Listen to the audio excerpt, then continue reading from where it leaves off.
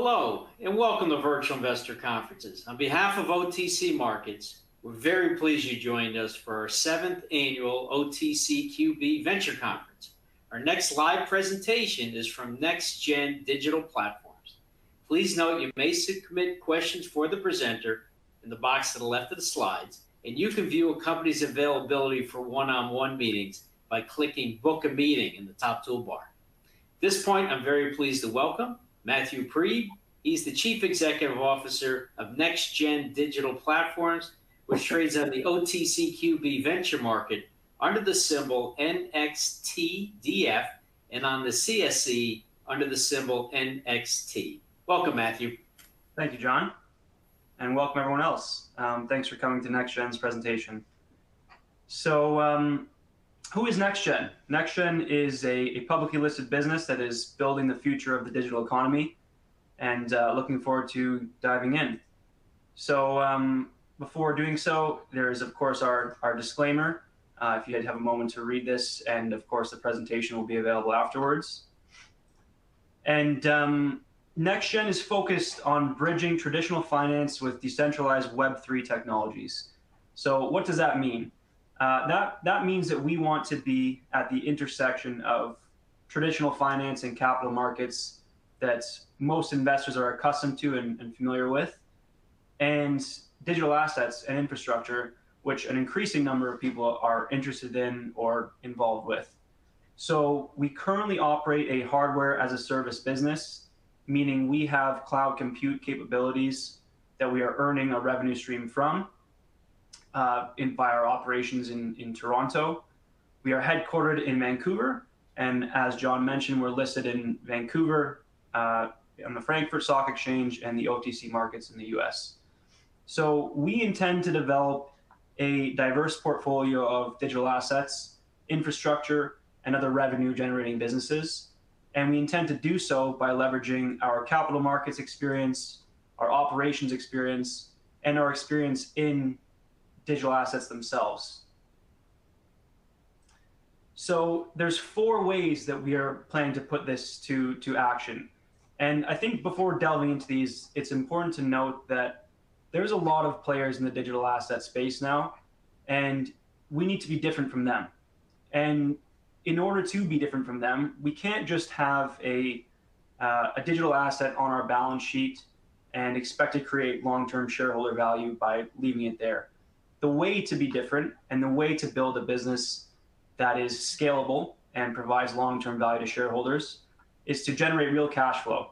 And to do that by operating a diverse platform of different operations that are independent but related, and regardless of how one performs, it shouldn't impact the other. So this could include things like payments businesses, yield generating opportunities, infrastructure and digital assets and Web3. And we've already done this, and we've proven the model and that we can do it at a larger scale via our hardware as a service business. So we operate currently a few computes out of Toronto that are earning revenue on a monthly basis, and we plan on scaling this up in a very large way. So the 4 ways that we would like to do this, and that are subject to regulatory approval, but are an extension of what we already do, is via a crypto treasury. So on July 21st, we purchased $1 million Canadian worth of Bitcoin. And this was really to show that we are long the asset. We believe in its underlying value, and it's a way to manage our treasury efficiently. We plan on expanding on this with BitTensor and Ethereum. I'll expand on both of those in the later slides. That's subject to regulatory approval. And all of these are wrapped together via a novel debenture note offering that we've developed. So most digital asset businesses, and many have been successful, and there are peers in the space, have raised cash and then used that cash to purchase digital assets like Bitcoin or others. We have a lead order from a Canadian family office for a $2 million position, whereby they provide their digital asset. So they provide their Bitcoin in this case, and we provide them with a convertible note.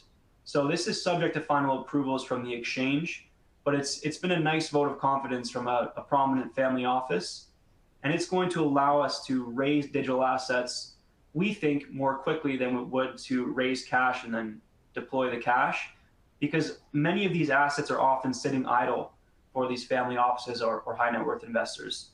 So subject to regulatory approval, we'd love to have more conversation with investors about those notes, but we think this is a great step in the right direction because it will help us acquire digital assets and show that we are bullish on a space that we are investing in heavily. So the second component of the plan, or the proposed idea for NextGen, would be to establish mining operations. So mining is done at scale and with many different public vehicles, and the key components of mining is having efficient access to power. And we have late-stage conversations running currently with Alberta energy suppliers that would allow us to have power at 3.5 cents per kilowatt hour or less, which is very important to maintain a profitable business. And frankly, it's a way to generate revenue in a scalable and relatively quick fashion to get to market.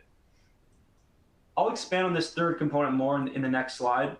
Validating is a critical component of the BitTensor network, which we would like to invest in and develop subject to regulatory approval. So by validating, you are creating a stream of revenue in this native currency, which is Tau on the BitTensor network. And if we can acquire a validator that already has a significant number of Tau, or this native currency, staked to it, which means earning a yield on that platform, we can immediately jumpstart our reputation and our profitability. So we're actively looking at targets there. The fourth digital infrastructure wraps all of this together. As I mentioned, we already have a hardware as a service business that is up and running. We've proven the model, we know that it works, and it complements Tau, or the BitTensor network, very well. All of this is geared towards cloud computing and ensuring efficient operation of cloud businesses that we can scale to various businesses or end users. So these are the three assets that I mentioned we're most interested in. We've already made $1 million purchase of Bitcoin. We think that Ethereum is important to include, as it's a very widely adopted strategy, and it's really the source of decentralized applications to date in the Web3 ecosystem. Also, for helping with our debenture raise, which we received a $2 million lead order for, we think Ethereum is a pretty commonly held asset amongst the family offices and high net worths that are already in the digital asset space. And the BitTensor strategy that we are exploring now falls in line with our cloud computing and AI Web3 initiatives. So for those that don't know, BitTensor is a decentralized network for AI and cloud compute. And similar to Bitcoin, it has a fixed supply of 21 million tokens. And interestingly, there's no outside or internal allocations. So think VC funds that normally would get an allocation to this coin advanced to the public, they haven't done that. They are sticking with a 21 million token supply. And the only way you can earn these tokens or access them is by purchasing them on the open market, or by validating or mining.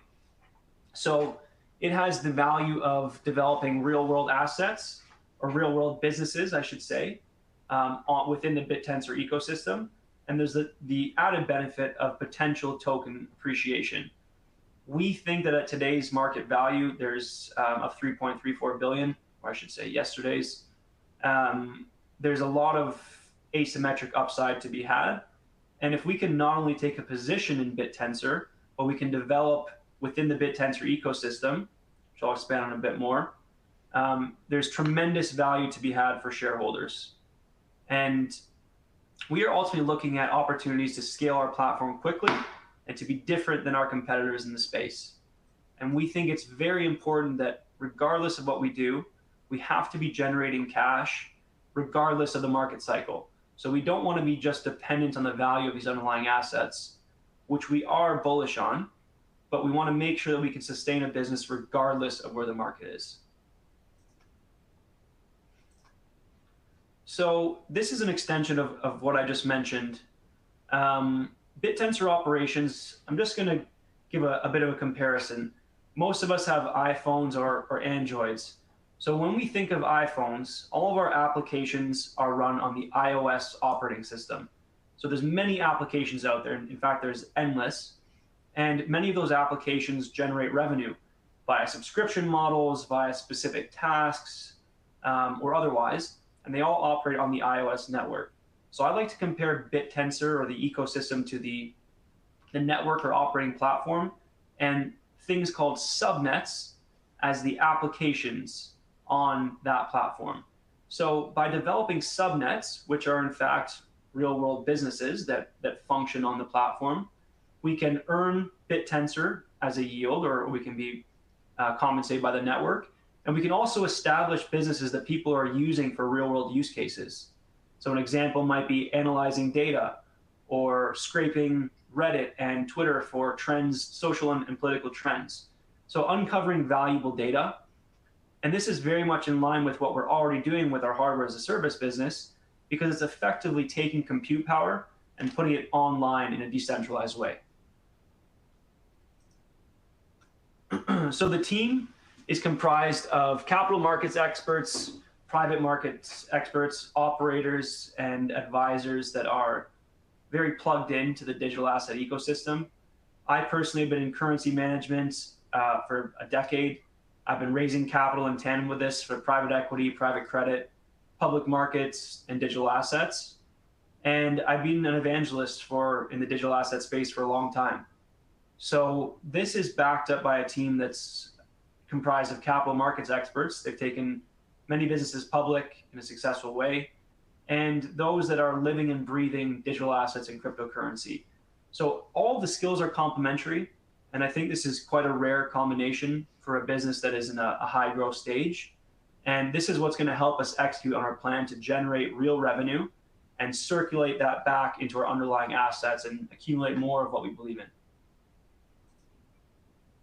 So these are some of our peers, which some of you may or may not know, and they've done a tremendous job paving the path for us. And they have digital currency treasuries. So as I mentioned, the $1 million Bitcoin purchase is in line with these strategies. And we'd also like to expand on this by adding to our digital infrastructure and crypto staking to generate revenue. So we are currently looking at multiple M&A opportunities. We assess any opportunities that come our way, and we expect to build long-term shareholder value by establishing operating businesses that are in tandem with these digital assets. So this is just a short summary of our cap table. We just want to drive home the point that we have a clean cap table here. It's a clean structure. There's not much overhang to be worried with as are happening with some other businesses unrelated to us.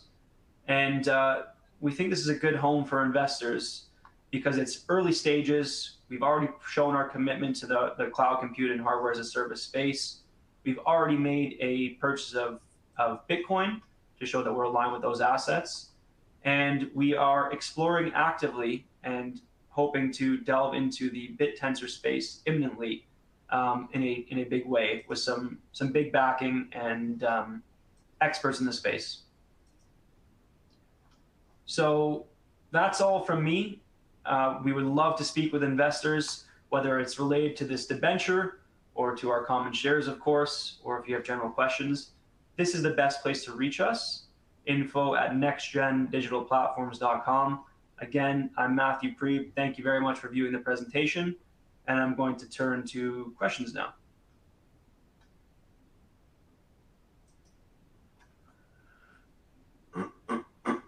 Okay, let's scroll down.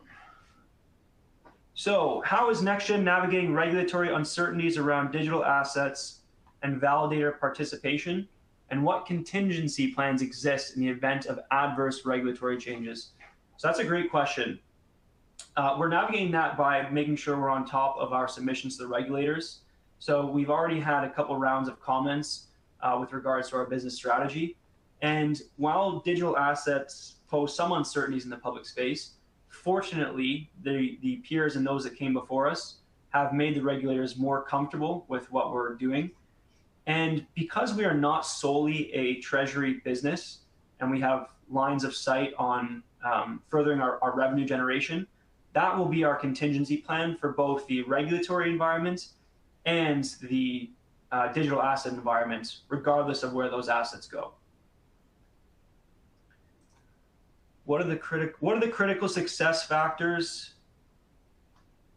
What are the critical success factors and potential bottlenecks in scaling the hardware as a service platform to onboard both enterprise and retail clients effectively? So critical success factors, there's a couple. So energy costs, which we are addressing via some partnerships we're looking into out of Alberta and otherwise. And in order to onboard enterprise and retail clients effectively, one nice thing about the BitTensor ecosystem is that because it's a decentralized network that is constantly being tapped in for its cloud compute capabilities, that could immediately allow us to effectively rent out our compute via the BitTensor network, and also partnerships with other businesses whose sole focus is bridging the gap between compute and the recipients or the end users of that power.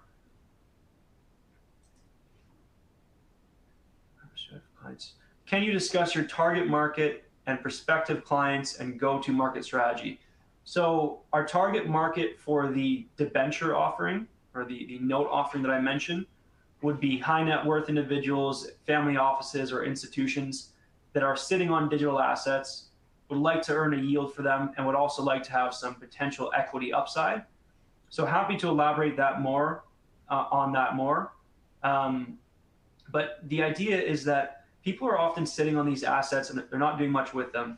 There is the ability to stake Ethereum and other tokens, but there aren't too many options for Bitcoin. And there aren't many options that we know of with a convertible component to equity. So that would be our target market. And our go-to market strategy is to execute as we have been, to continuous, this is separate from the debenture, this is on the operating side of the business, and to look at acquisitions that would act as a springboard into the space. So we are building our own, and we'd like to expand on existing platforms and bring in some key personnel that have a ton of experience in the space and carry a lot of weight in their own right.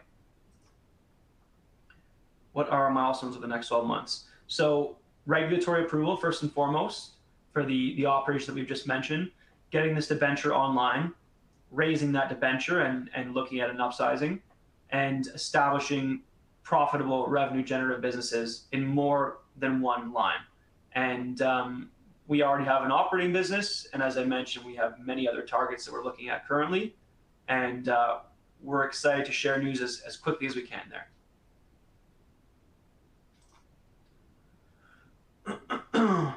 With a market capitalization of approximately 26 million and ongoing capital requirements, how long is NextGen's runway and what are plans for future funding rounds? That's a great question. So this debenture will provide some capital for us, but we do have approximately $1 million in the bank. And as you may or may not see, this is my home office currently, and we're keeping the operation relatively lean at the moment. So our burn is not very substantial. So we have a significant runway. We have some significant capital backers if we need to tap into that. And subject to this regulatory approval, given we already have a lead order from a family office for $2 million for the debenture, we have a clear path to keeping this business well sustained. How does NextGen view its valuation and growth prospects relative to the public comparable companies listed? And what operational metrics are critical for closing those valuation gaps? That's a great question. So the public comparables that we listed are larger in terms of their digital assets or crypto assets under management. We hope to change that via our debenture, and we hope to differentiate and establish cash flow businesses in more areas than one. So your question of what operational metrics are critical for closing those valuation gaps, I think it's an acquisition and building of a mission critical businesses that generate cash flow. How are you financing your business and potential acquisitions? So the debenture, the $20 million debenture offering, which is we've publicly disclosed, which we have the lead order for, that is our next round of financing, and we have plans for additional financings that we'll speak about as soon as we can. In what ways does participation in the BitTensor network create unique incentives, and how will the company balance token holdings with operational staking to maximize return? So participation in the BitTensor network creates unique incentives because, unlike other digital assets or cryptocurrencies that are simply using compute power as a way to validate the system and maintain the blockchain, BitTensor rewards those subnets, which, as you might recall, I mentioned, are sort of like the applications that are run on the iPhone operating system. So the BitTensor network rewards those applications, which are called subnets, based on how much they are used and how attractive they are to the end user. So happy to share with the investor who asked this question a bit more detail about how those subnets operate and function. But the bottom line is that the better your subnet, or the better the application you develop that is solving a real world problem, the better it will perform. And your second part of that question is how we balance the token holdings with operational staking. The nice thing is that there's options to stake BitTensor in a custodied environment. So we can be holding it on balance sheet via a secure insured custodian and be earning a yield at the same time. So it's in line with our decentralized compute ideals, and we hope to hear back from the exchange on this soon. But it really expands on what we're already doing in a decentralized way via the BitTensor network. So the more yield we can generate, of course, in a safe fashion, the better for our investors. Why would companies seeking compute choose the Tau network versus third-party compute hosting companies such as AWS, Azure, Google Cloud? The short answer is cost for that. So AWS, Azure, and Google Cloud, and there's a couple others that are popping up. As you're probably aware, there's massive data mining centers that are popping up, which are egregiously priced and only accessible to those who have a oftentimes exclusive relationship with them. The Tau network takes the compute power of those data centers, maybe currently not quite as large scale, but likely soon will be as large scale, and democratizes it. So it allows anyone to plug into that system as long as you're a network participant. So again, happy to elaborate on this further, but the BitTensor network is very unique in this regard, in that it's providing real world compute on a decentralized basis.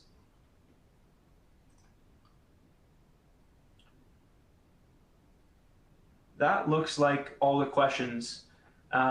Again, thanks everyone for your time. I just want to drive home that to be successful in this space, you have to create operational businesses that are generating cash flow. We are, of course, bullish on the underlying digital assets. And I think that most people can say they are a fan of traditional capital markets or financial products and or digital assets. And even more people are a fan of a bridge between the two. That is what we are seeking to become. And we're seeking to do this relentlessly and at scale. And would welcome any further conversations or questions. Please book meetings via the link that's been provided by the virtual presenters. And you can reach us at info@nextgendigitalplatforms.com.